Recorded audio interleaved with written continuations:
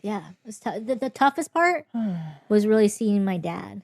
Yeah. My dad, like, give my mom a kiss and like just cheering up and stuff, and just like, like I'm Yeah, gonna because your dad's naturally a jolly person, naturally jolly you person know? and this like easygoing guy, but like to finally see like that affection with my mom that when she was alive, they hardly show that kind of affection. Yeah, no kissing, No no kissing, no hugging, no hugging, holding hands no, and no. stuff.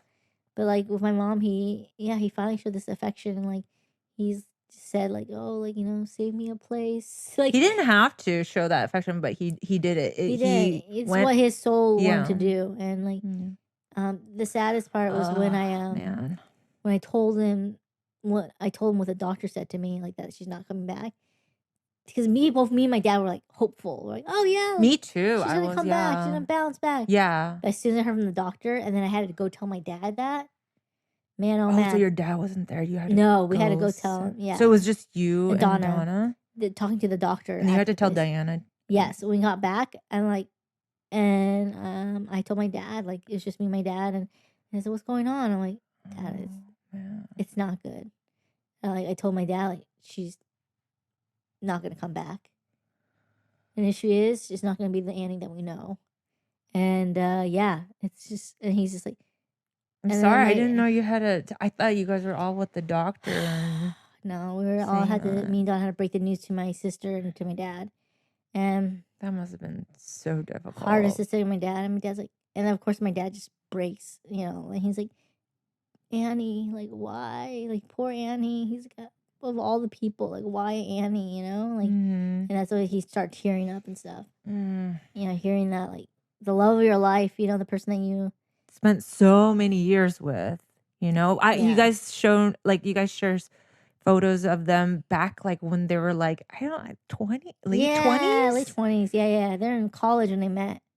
Yeah, and they're Yeah. wearing bell bottoms and Yeah. wearing like swanky clothes and they were just so young together. And No, my mom was the hot girl, like the hot rich girl. oh yeah, your dad was in like he had college. to have her. Yes. Had to have her. He says, I still remember. I still remember you were the prettiest girl at school. And, like, I was so lucky, and all the guys are jealous of me because you liked me. You picked me, and yeah, he's like, you're just the prettiest girl, and you're rich, and you get in, and you chose me, and you like.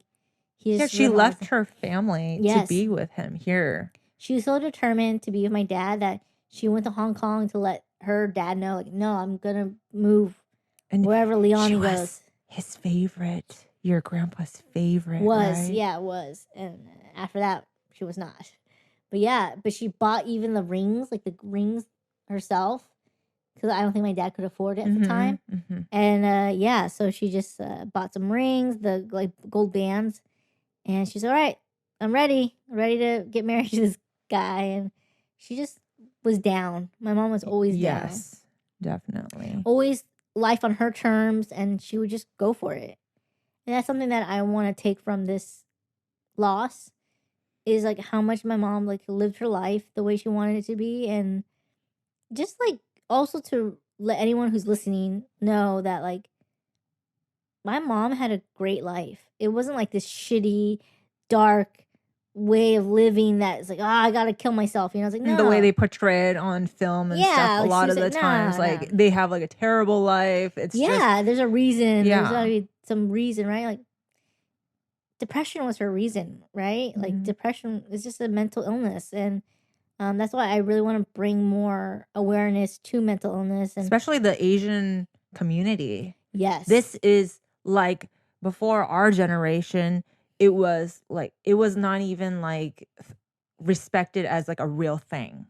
A lot of people are still in denial. Oh yeah, that going to psychiatrist or a therapist, like that's like a no-go.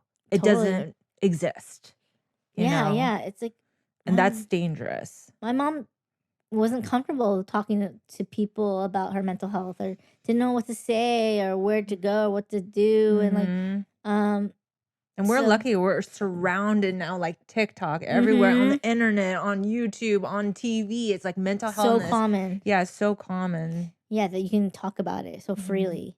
And yeah, so I want to say, as horrendous as this whole thing has been for me and my family, losing my mom, um it has gave me so much clarity on life, on my life, on like Mhm. what I want to do or how I want to feel with what I'm doing, and like Mhm. I just want to do my best in whatever I do and like make good joyful connections with people that I feel that will help me or I will help them, and Mhm. just make genuine human connections with people Mhm. and like just spread joy and positivity Mhm. as opposed to being negative and like Mhm. being like woe is me. Like I really want to take this time and be like, no, my mom would want me to continue to be joyful, continue to carry her torch, and just be happy and joyful in what I'm Mhm. doing. And yeah, it's like there's definitely some more clarity on my life because of that. And it also shows me too, like the pain, how much pain an individual can cause on the people around them that love them, whether it's family or friends, when you take your life. Mhm. And I've seen it firsthand of how painful it is, and it makes me like all the dark voices that are in my head.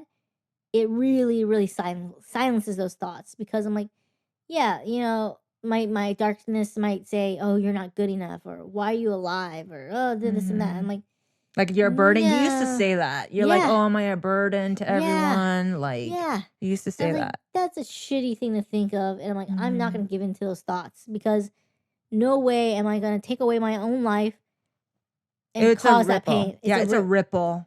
and cause that pain to my friends and family. Like Mhm. because with my mom, it's like no matter what happens, it's like there's always gonna be an empty hole, like a void, an empty hole in my heart where she was, like, and it will never be filled.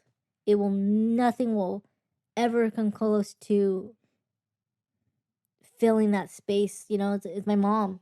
Like, there's no one can replace your own mother. And it's Yeah, like agreed. ups and downs you have with that person. It's like at the end of the day, like she gave me life. She gave me this life.